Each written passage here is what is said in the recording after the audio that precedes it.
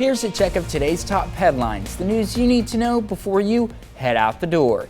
New COVID-19 cases have spiked almost 70% in the U.S. over the past week, while 8 states are seeing rapidly rising infections. A new CBS News poll shows that a majority of Americans are worried about the more contagious Delta variant, but it's the fully vaccinated who are more concerned than the unvaccinated. Authorities say they've identified a body found Friday evening in Shoal Creek in Joplin. The Joplin Police Department says it was 46-year-old Brandon Vickers of Joplin. Saturday, rescue crews from Joplin, Neosho, and Reddings Mill recovered Vickers' body from Shoal Creek near McKindo Park after kayakers spotted the body around 5:30 Friday evening. Officials say detectives are conducting an active death investigation. 4-state summer rains can sometimes result in flooded parks, and that was certainly the case for our friends in Oswego, Kansas over the weekend.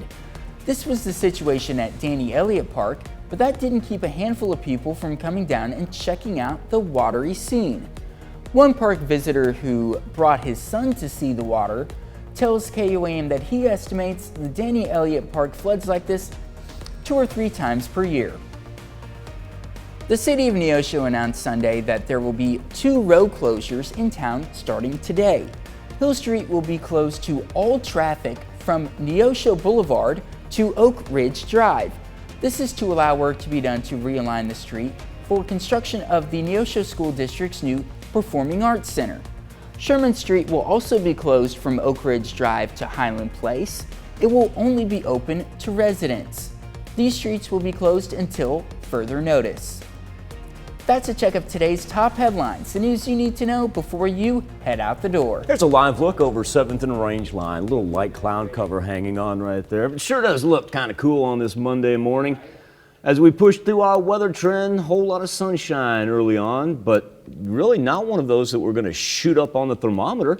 We're able to hang in the mid-80s for the most part. Now, when you get to 7-day forecast, you're all going to see a 30% chance of rain on this Monday, and here's why. As we get really into the afternoon and evening hours, you can tell it's very spotty and isolated. We're not talking about anything widespread nor heavy like what we've had for the past 3 days there. And then as we kick that out overnight, we're really going to clear off the skies and have a delightful, delightful evening, not only for tonight, but the great thing about the 7-day forecast is, average high this time of year would be around 91 degrees, and overnight lows should be, in the low 70s at least, and it's just going to be, I don't want to say it's mild, but we'll take warm. Nothing oppressive.